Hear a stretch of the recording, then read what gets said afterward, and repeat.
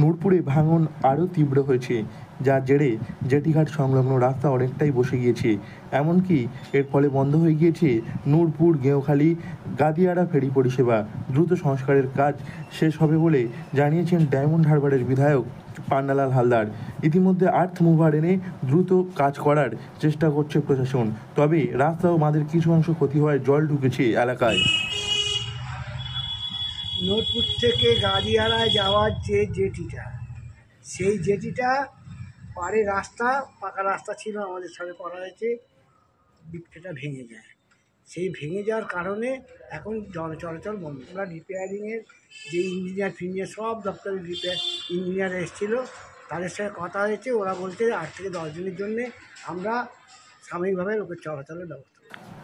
ইতিমধ্যে ক্ষতিগ্রস্ত এলাকা মেরামতের কাজ চলছে। আগামী 8 থেকে 10 দিনের মধ্যেই চলাচলের জন্য রাস্তা তৈরি করে দেওয়া হবে বলে জানা গিয়েছে। ইতিমধ্যে সেচ দপ্তরের আধিকারিকরা ঘটনাস্থল পরিদর্শন করেছেন। এই ধসের পরিস্থিতি খতিয়ে দেখতে কলকাতা পোর্ট ট্রাস্টের আধিকারিকরা আসছেন। মঙ্গলবার নূরপুর জেটিঘাটের কাছে প্রথম ফাটল দেখা যায়। এই ঘটনায় স্থানীয়রা বিচলিত হয়ে পড়ে। প্রাথমিকভাবে সেই ফাটল মেরামতের কাজ শুরু হয়, কিন্তু সময়ের সঙ্গে সঙ্গে বাড়তে থাকে সেই ফাটল। এই ঘটনার খবর যায় ডায়মন্ড হারবারের সাংসদ অভিষেক বন্দ্যোপাধ্যায়ের কাছে। ক্ষতির পরিমাণ বলতে এই নদীর বাঁধটা ভেঙেছে, এই ঘরগুলো ভেঙে গেছে, আর বর্তমানে এখন ভেতরে কোনো ক্ষয়ক্ষতি নেই। জল ঢুকছে, জল ঢুকছে। চিন্তায় আছেন আপনারা? জল ঢুকবে না, চিন্তা তো স্বাভাবিক মানুষের থাকবে। আশা করি কাজটা হয়ে গেলে চিন্তাটা মুক্তি হবে। ঠিক আছে, কি কারণে হতে পারে মনে করছেন আপনারা? কারণে বলতে এখানে জলের চাপেতেই বাঁধটা ভেঙেছে।